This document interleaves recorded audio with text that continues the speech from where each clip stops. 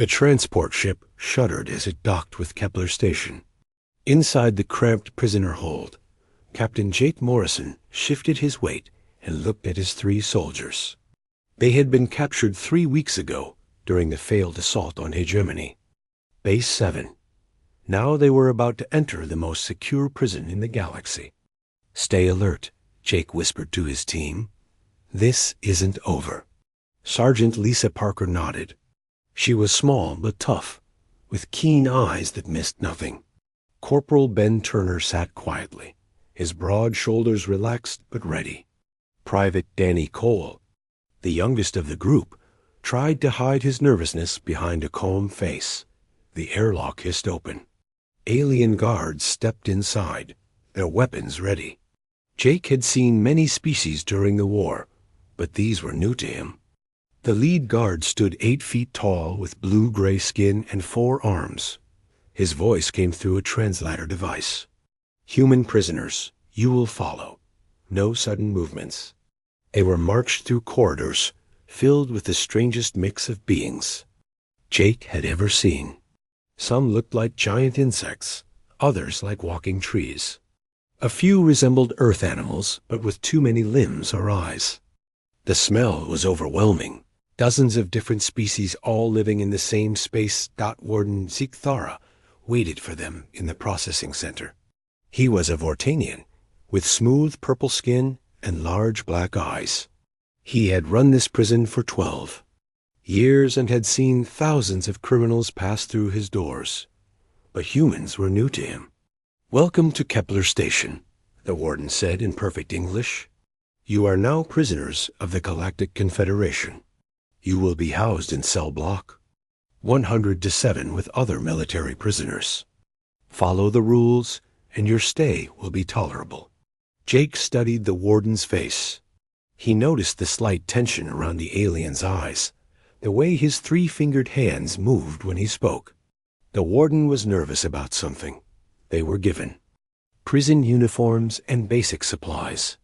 The clothing was designed to fit many different body types, so it hung loose on their human frames.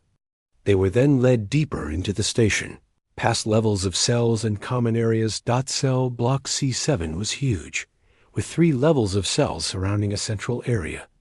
The noise hit them first. Dozens of alien voices speaking in languages that sounded like growls, clicks, and musical notes. The smell was even worse than the corridors. Their cell was on the 2nd level. It had 4 bunks, a small table, and a waste disposal unit. The walls were smooth metal with no decoration. A small window looked out into space, showing distant stars. "Home sweet home," Ben muttered as they settled in. Other prisoners began to notice them. A group of Krillian warriors in the cell across from them pointed and spoke in their guttural language. Jake could see they were discussing the new arrivals. The Krillians were impressive. They stood 7 feet tall with natural armor plating covering their bodies. Their faces looked almost human, but with bone ridges and sharp teeth. They were known throughout the galaxy as fierce fighters. "They're sizing us up," Lisa said quietly. Jake nodded. He had already begun his own assessment. The cells had electronic locks, but he could see the control panels. The guards carried energy weapons, but no backup. The artificial gravity felt slightly lighter than Earth normal. During their first meal in the common area, they learned more about their fellow prisoners. The Zenthari were traders who had been caught smuggling weapons. They communicated through scent and body language as much as words. The Gorvak were massive beings who had been soldiers in various conflicts. They respected strength above all else. There were dozens of other species, each with their own customs and dangers. Jake watched them all, noting how they interacted, who held power, and where conflicts might arise. On their 3rd day, the trouble started. A Krillian named Vekven approached their table during the evening meal. He was bigger than the others, with scars covering his armor plating. He spoke in broken English. "Humans weak. Soft skin. No armor. You give me your food. The common area. grew quiet. Other prisoners stopped eating to watch. Jake could feel the tension building. This was about more than food. It was about establishing the social order. "We don't want trouble," Jake said calmly. Vekvan laughed, a sound like grinding stone. "Trouble finds weak ones. You weak. I strong. You obey." Lisa started to stand, but Jake put a hand on her arm. He had been watching the Krillians for days. He knew they respected directness, but despised weakness. "We're not weak," Jake said, standing slowly. "We're just different." The Krillian moved closer. His forearms flexed, showing muscles like steel cables. "Prove not weak. Fight me," Jake smiled. "I don't need to fight you to prove anything." Instead, he picked up his metal food tray and bent it in half with his bare hands. The Krillian's eyes widened. Then Jake straightened the tray and set it down. "Humans are stronger than we look," he said. "But more importantly, we're smarter. Fighting you would be stupid. It would bring the guards, cause problems for everyone, and solve nothing." He leaned closer to the Krillian. "But if you touch one of my people, I won't bend a tray. I'll bend you." The threat was delivered so quietly that only Vekvan heard it. But the Krillian warrior heard something in Jake's voice that made him step back. This small human was not afraid. More than that, he spoke like someone who had killed before and would kill again if necessary. Vekvan nodded slowly and returned to his table. The other prisoners began eating again, but Jake noticed they looked at the humans differently now. They had seen 4 small beings face down a Krillian warrior without violence. It was something new. That night, Jake lay on his bunk and stared at the ceiling. He had counted 17 different species in their cell block. He had memorized the guard schedules and patrol routes. He had noted the weak points in the cell doors and the emergency procedures posted on the walls.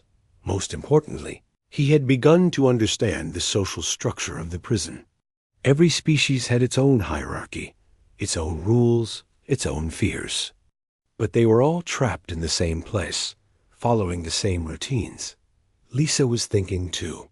She had been listening to the conversations around them, picking up words in alien languages.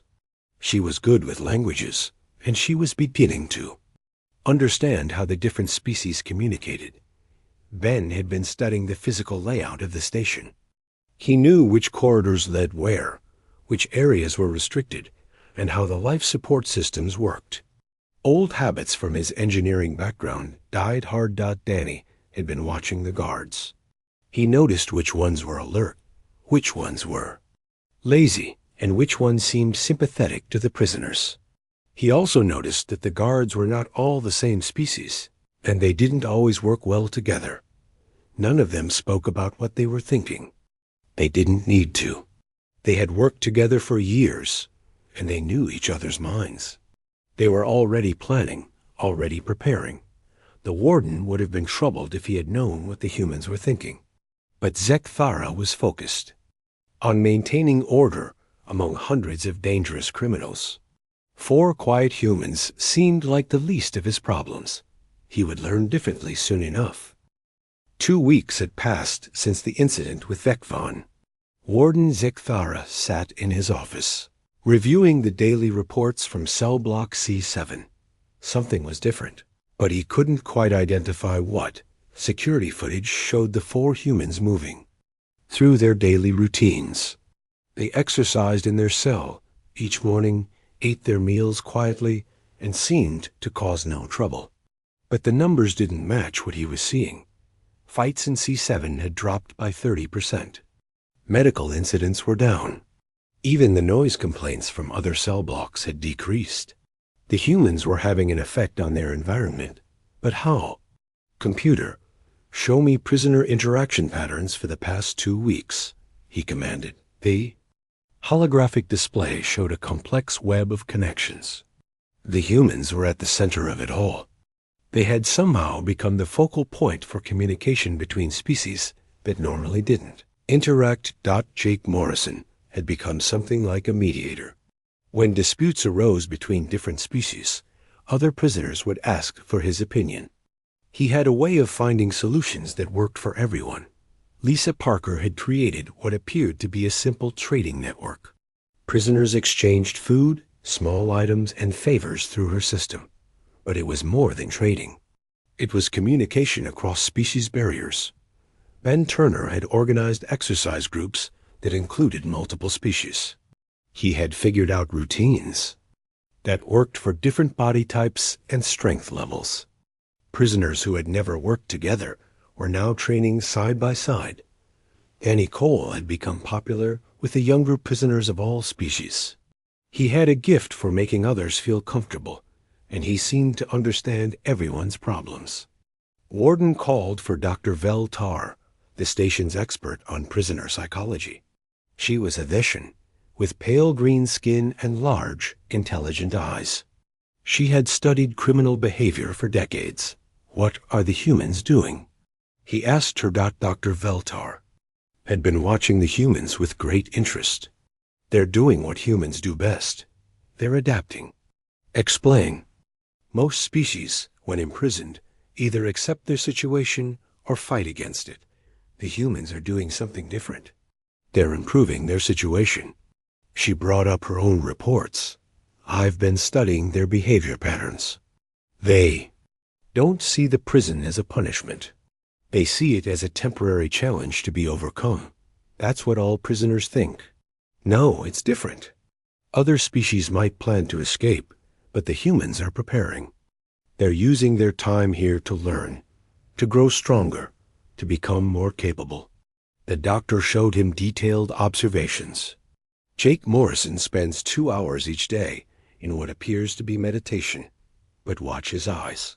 He's actually memorizing guard patterns, studying security procedures, and analyzing the behavior of other prisoners. Lisa Parker seems to be socializing, but she's actually gathering intelligence. She knows which guards are corrupt, which prisoners have outside contacts, and which species can be trusted. Ben Turner appears to be exercising, but he's testing the structural integrity of the prison. He knows which walls are weak, which systems are vulnerable, and how the emergency protocols work. Danny Cole looks like he's making friends, but he's building a network. He has contacts in every species group, and they all trust him. The warden felt a chill. You're saying they're planning to escape? I'm saying they're preparing for every possibility. Escape is just one option. They're also preparing to survive.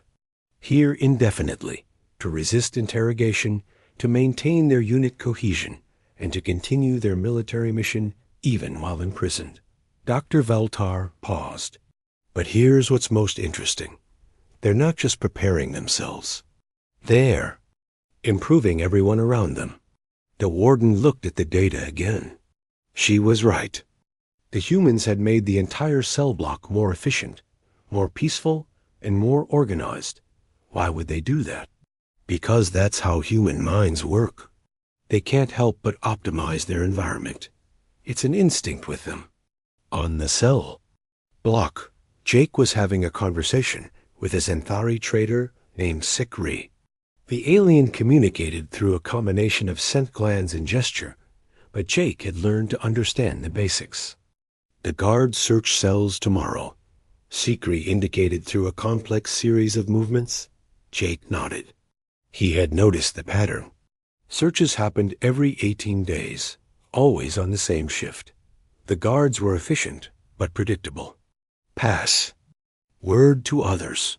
Jake gestured back. Hide nothing wrong. Act normal. The Xanthari agreed and moved on. Within an hour, every prisoner in the block knew about the upcoming search. They would be ready. Lisa was working on a different problem. The Gorvik prisoners were getting restless. Their culture required regular physical challenges, but the prison rules limited their activities. She had an idea. She approached the largest Gorvak, a massive being named Gorthik. Your people need to fight, she said in simple terms. The alien nodded, his tree trunk arms flexing. We grow weak without battle. What if I told you about a way to fight without breaking rules? She explained her idea. The Gorvak could compete in strength contests, arm wrestling, and other physical challenges. It wouldn't be real combat, but it would satisfy their need for competition. Within days, the Gorvak had organized a tournament system. Other species began to participate, creating their own competitions. The potentially dangerous energy that had been building was channeled into something productive. Ben had been working on a more technical challenge. The prison's environmental systems were old and inefficient. The air recycling was poor, and the temperature control was unreliable. But he had noticed something interesting. The maintenance crews were mostly civilian contractors, not military personnel. They were also understaffed and overworked. A few helpful suggestions from a knowledgeable prisoner might be welcome.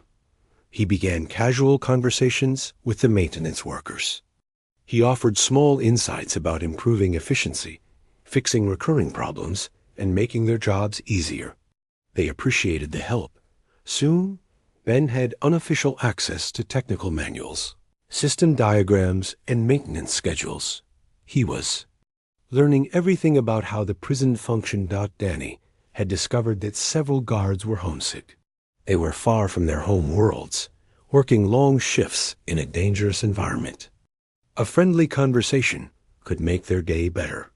He learned their names, asked about their families, and showed genuine interest in their lives. The guards began to see him as a person rather than just a prisoner. They started to trust him.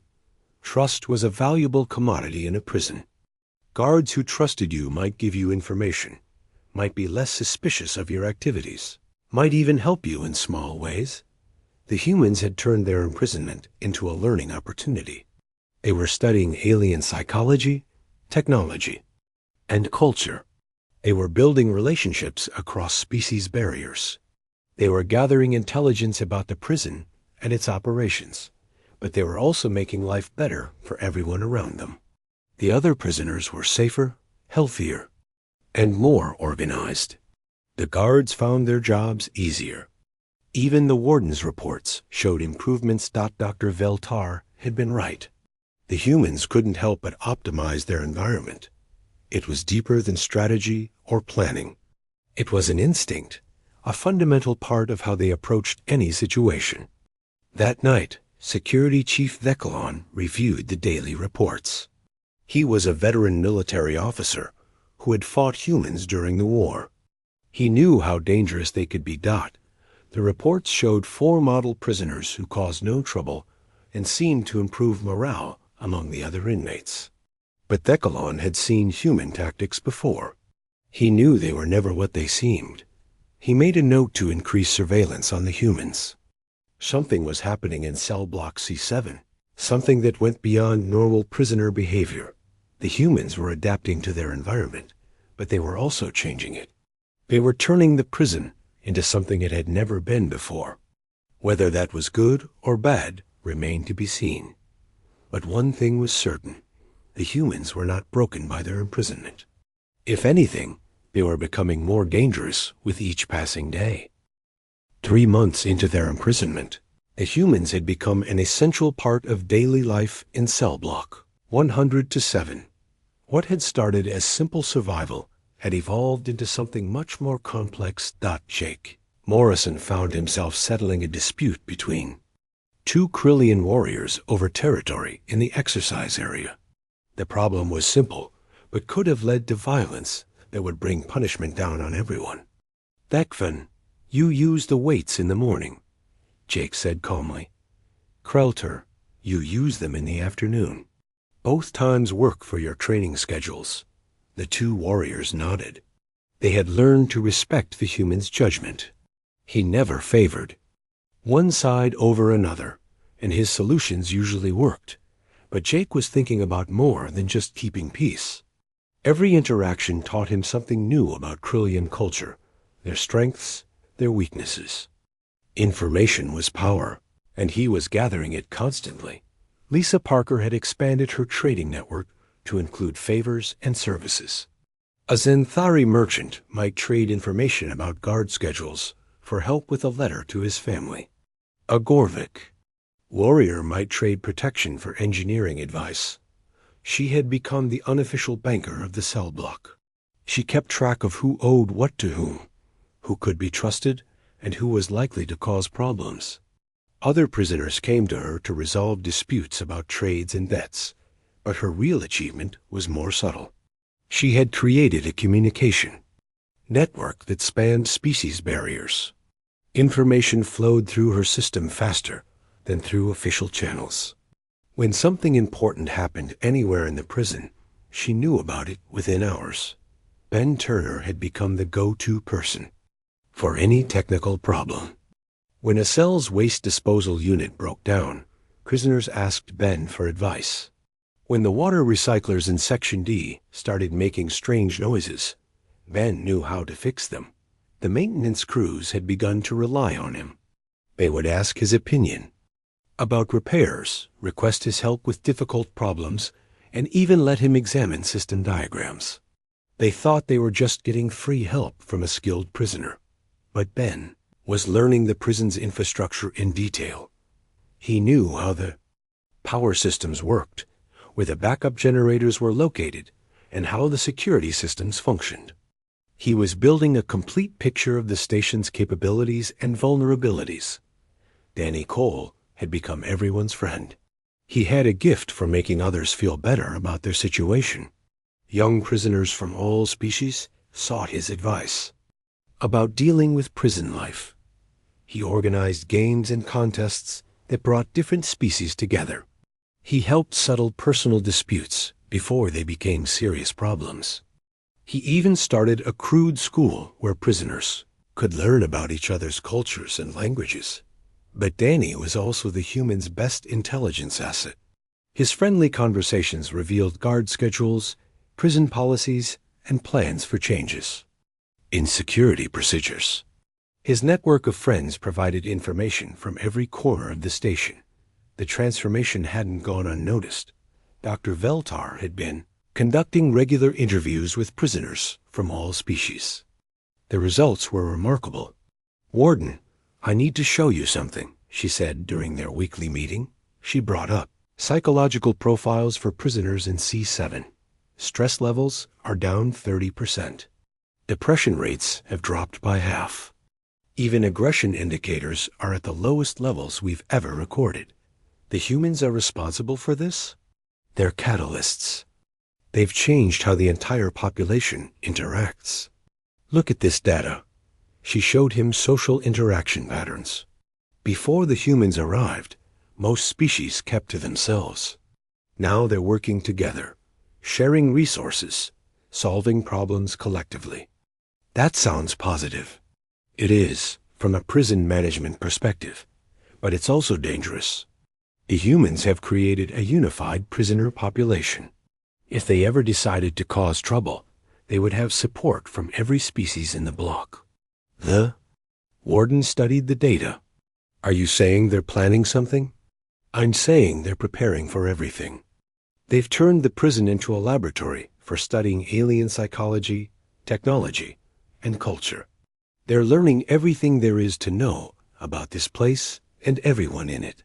Security Chief Vekalon had reached the same conclusion through different means.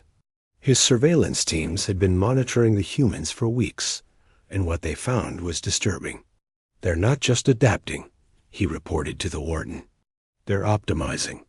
Every action serves multiple purposes. Every conversation gathers intelligence. Every relationship builds their network. He showed surveillance footage of Jake Morrison during his daily routine. Watch his eyes. He's constantly scanning, analyzing, memorizing. He's not just living here, he's studying here. More footage showed Lisa Parker's trading activities.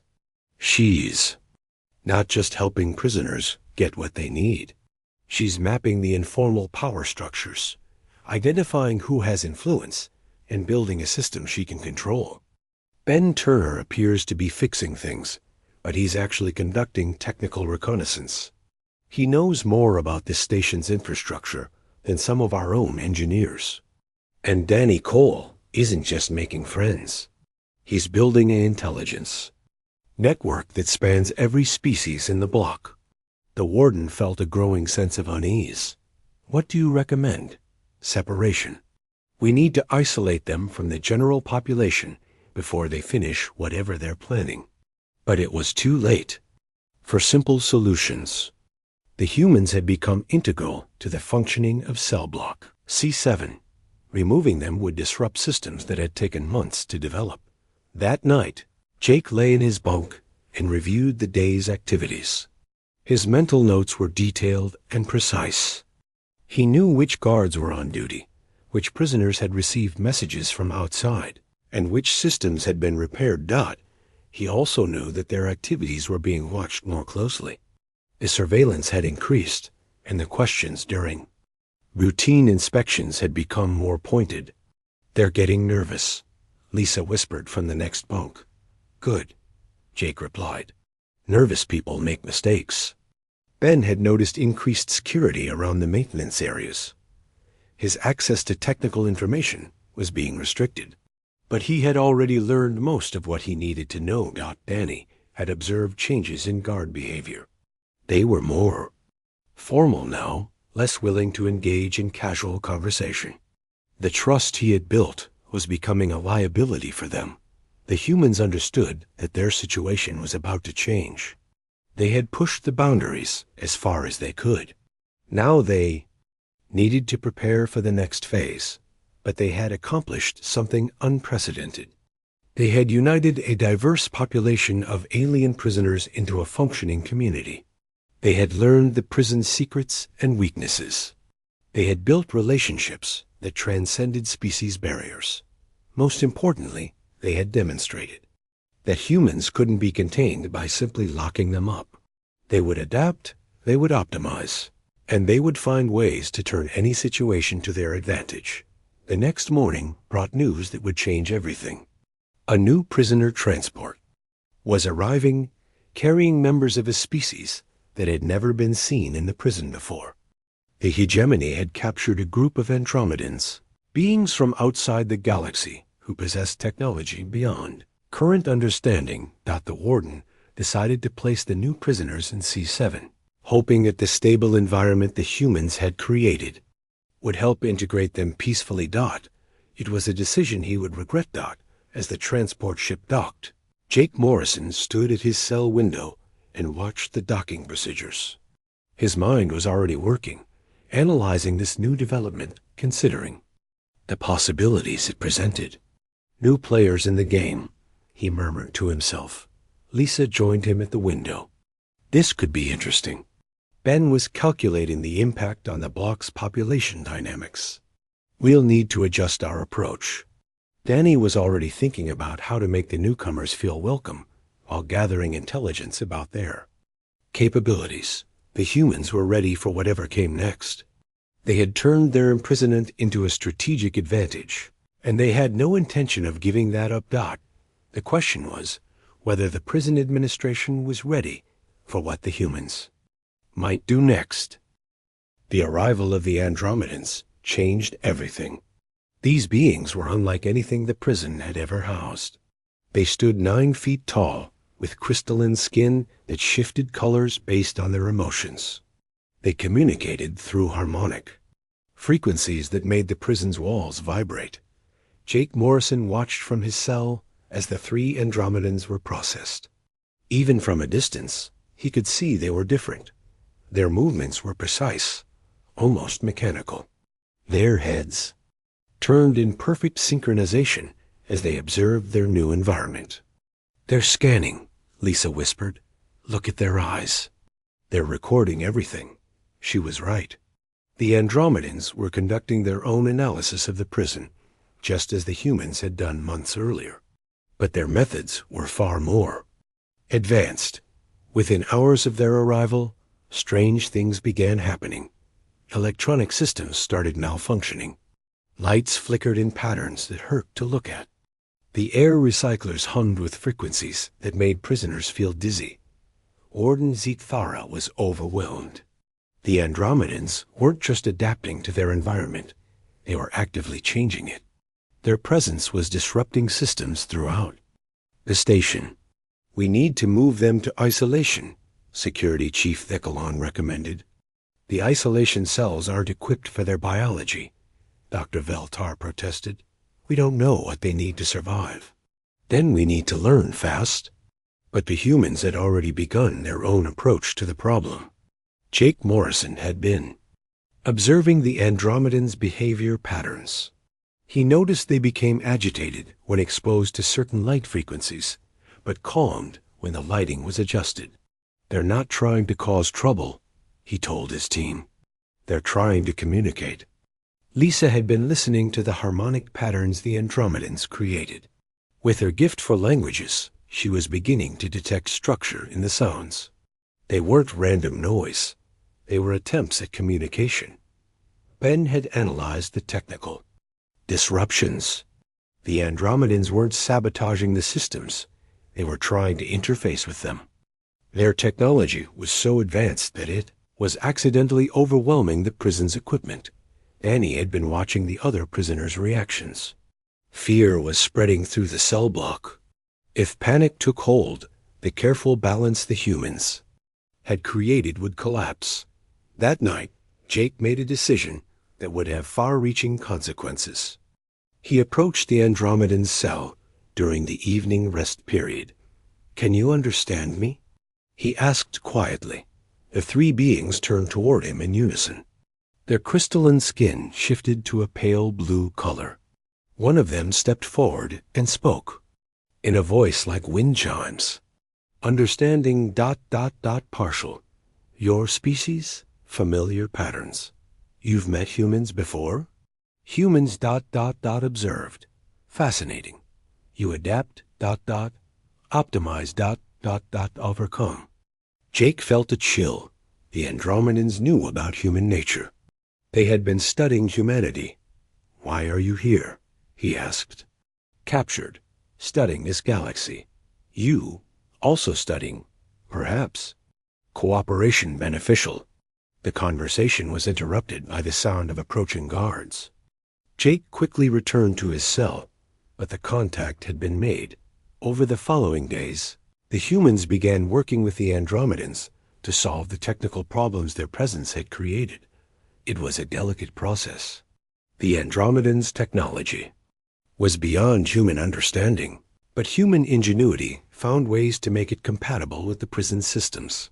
Lisa learned to communicate with the Andromedans through a combination of sound patterns and mathematical concepts.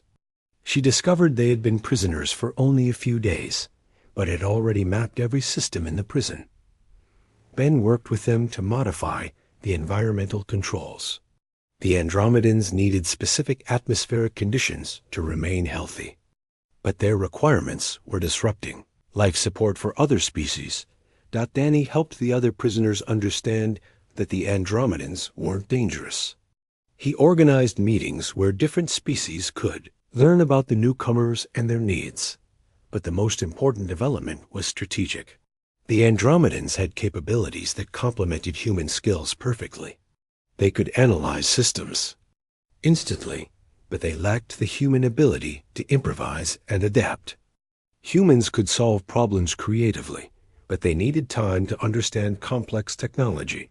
Working together, they began to uncover secrets about the prison that neither group could have discovered alone.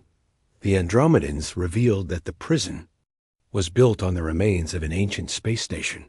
Deep in the core of the structure were systems that predated the current government by thousands of years. These systems were still functional, but their existence was unknown to the current administrators. The humans contributed their understanding of the prison's current operations, security procedures, and personnel. They had spent months learning how the facility worked, and they shared this knowledge with their new allies. Together, they began to develop something unprecedented, a complete understanding of the prison as both a current facility and a historical artifact. Warden Zeke Thara was becoming increasingly concerned. The strange malfunctions had stopped, But that was almost more worrying than the problems themselves. The Andromedans had gone quiet, no longer attempting to communicate with the prison systems. "What are they doing?" he asked Dr. Veltar. "I don't know. They've stopped trying to interface with our technology, but they're still communicating with each other. The frequency patterns are incredibly complex. And the humans? Still acting as mediators for the other prisoners. Still maintaining their trading network, their exercise programs, their social structures. But I've noticed increased communication between them and the Andromedans." Security Chief Vecalon had noticed the same thing. They're working together. I don't know how, but they're coordinating their activities.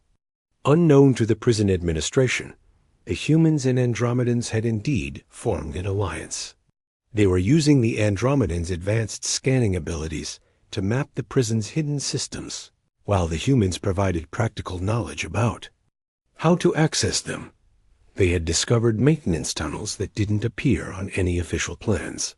They had located backup power systems that could be used to override security protocols. They had even found what appeared to be an ancient docking bay that was still functional.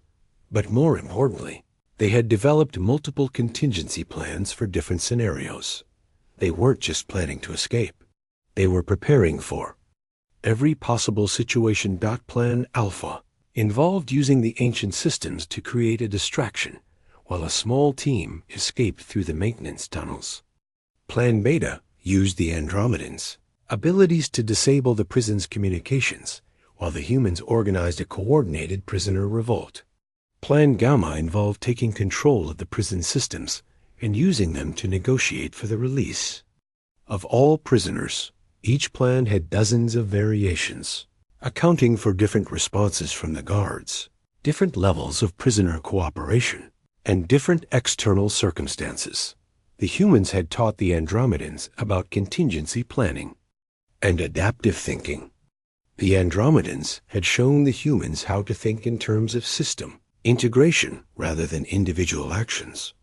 Together, they had created something that neither species could have achieved alone: a perfect understanding of their environment and complete preparation for any eventuality. The breakthrough came when routine maintenance uncovered evidence of their activities. A technician found tool marks on a panel that shouldn't have been accessible to prisoners. Further investigation revealed that someone had been accessing the prison's deepest systems. "They're not just planning to escape," Security Chief Vecalon reported. "They're planning to take over the entire station." The evidence was overwhelming. The humans and Andromedans had been conducting systematic reconnaissance of the prison's infrastructure. They had mapped every system, identified every weakness, and developed strategies for exploiting them. "We need to separate them immediately," the warden decided. "The humans go to maximum security isolation. The Andromedans go to the special containment facility." But as the security teams prepared to move the prisoners, they discovered something troubling. The alliance between humans and Andromedans had spread to other species in the cell block. The carefully constructed social network that had taken months to build was now focused on a single goal: protecting the humans and their alien allies. The prison was facing its first coordinated resistance movement, and it involved every species. In cell block C7, the humans had done more than adapt to their environment. They had transformed it into something that could challenge the system itself. As the guards moved to separate the prisoners, Jake Morrison stood calmly in his cell. He had known this moment would come. They had pushed the boundaries too far, learned too much, prepared too well, but they were ready for this too. Separation was just another challenge to overcome, another system to understand and eventually defeat. The humans had shown the galaxy something new: that imprisonment was not the end of resistance, but the beginning of a new kind of warfare. And they had taught that lesson to beings from across the galaxy, creating allies who would remember what they had learned long after the humans were gone. The emergency session of the Galactic Confederation Council convened 3 days after the incident at Kepler Station. Representatives from dozens of species gathered in the Great Hall on the capital world of Centauri Prime. The topic was urgent. What to do about human prisoners? Admiral Vorthek of the Hegemony Navy presented the opening statement. The situation has become critical. We have reports from 17 different facilities, all describing the same pattern. Human prisoners consistently demonstrate behaviors that exceed our containment protocols. The evidence was overwhelming. On Station Zarian, human prisoners had prevented a catastrophic reactor failure, saving thousands of lives while simultaneously gathering complete technical specifications of the facility. On Outpost Gamma, they had stopped a plague outbreak among prisoners, but only after learning the genetic weaknesses of every species in the compound. They don't just survive imprisonment, Admiral Vorthek continued. They use it as an opportunity to gather intelligence, improve their capabilities, and prepare for future operations. Commander Zelenari of the Confederation Security Forces presented her analysis. We've studied footage from multiple facilities. Human prisoners demonstrate consistent patterns: systematic intelligence gathering, social network development, technical reconnaissance, and strategic planning. She showed holographic displays of prison layouts from different stations. In every case, humans have managed to map complete facility schematics, identify security vulnerabilities, and develop multiple escape scenarios within weeks of arrival. More concerning, she added, they consistently influence other prisoners to adopt similar behaviors. They teach other species to think strategically, to gather information, and to prepare for contingencies. Dr. Veltar had been invited to present her psychological research. Her findings were disturbing. Human neural architecture processes imprisonment differently than other species. Where most beings see captivity as punishment or temporary setback, humans see it as a new environment to be understood and optimized. She displayed brain scan comparisons. Human minds continue to process multiple strategic scenarios, even during apparent rest periods. They cannot stop analyzing their environment for opportunities and threats. Most importantly, she continued, humans demonstrate what we call cascade optimization. They don't just improve their own situation. They instinctively improve the entire system around them. This makes them incredibly dangerous in confined environments. The testimony continued for hours. Every facility reported the same phenomena. Human prisoners organized other inmates, gathered intelligence, and prepared for multiple contingencies simultaneously. They turned every prison into a training ground for resistance activities. Fleet Admiral Kethron of the Outer Rim Defense Force presented the military perspective. During interrogation, human prisoners provide less useful intelligence than any other species. They answer questions while simultaneously gathering information about their captors.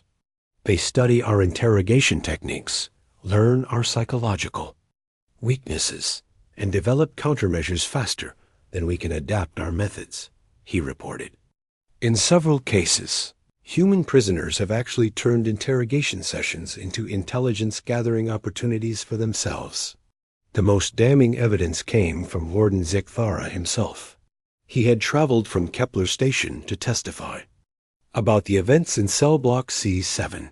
4 human prisoners transformed a facility housing hundreds of dangerous criminals into an organized, efficient community, he reported. They reduced violence, improved health outcomes, and created communication networks that spanned species barriers. But they also conducted systematic reconnaissance of our entire facility. They learned our security protocols, mapped our infrastructure, and developed relationships with our staff.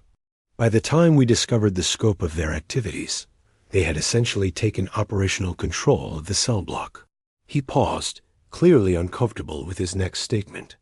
They made my prison work better while simultaneously preparing to destroy it. The council chamber erupted in discussion. Representatives argued in dozens of languages about the implications of human behavior in captivity. Finally, Counselor Prime Zenthara called for order. We have heard the evidence. What solutions are proposed? Admiral Vorthik presented the military recommendation. Complete separation. Human prisoners must be held in facilities designed specifically for their unique psychological and cognitive characteristics. These facilities must account for human pattern recognition abilities, their tendency to create social networks, their instinct for systems analysis, and their capacity for long-term strategic planning. Commander Zelenari added technical specifications. Human containment facilities require constant rotation of personnel to prevent relationship formation. Security protocols must be changed regularly to prevent pattern recognition. All maintenance and technical work must be conducted by remote. Systems to prevent infrastructure analysis. Dr. Veltar provided psychological guidelines. Humans must be kept in individual isolation to prevent network formation. However, complete isolation may cause psychological breakdown, which could make them even more unpredictable. We recommend controlled interaction with carefully selected non-human staff. The debate continued for 3 days.